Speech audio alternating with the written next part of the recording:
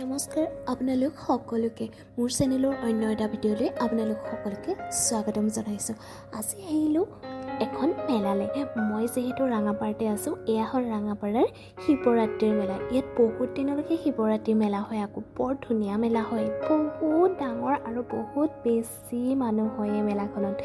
আহোঁ হয়, কিন্তু ভাবোঁ প্ৰত্যেকবাৰে এই চকুৰে কিবা কিবি উঠিম বুলি, কিন্তু মোৰ হাতটোৱে একেবাৰেই নকয় যে তাত উঠিব পাৰিম বুলি।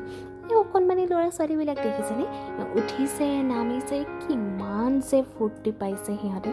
মেলা বুলি ক'লে বিশেষকৈ সিহঁতে বেছিয়ে অলপ ফূৰ্তি পায়, কাৰণ চকুৰিত উঠা, কিহপাত উঠা সিহঁতে বহুত বেছি ভাল পায়। আৰু মই অকণমান দেৰিকৈ আহিছোঁ, আগবেলা মানে সোনকালে অলপ বেছি মানুহ হয়, সেইকাৰণে মই দেৰিকৈ আহিছোঁ। এই লাইট থকা বেলুনকেইটা যে মোৰ খুবেই বেছি ভাল লাগে। মোৰ বেলুনকেইটা কিমান দিন থাকে কিমান দিন নাথাকে দৰকাৰ নাই, কিন্তু মই বহুত বেছি ভাল পাওঁ।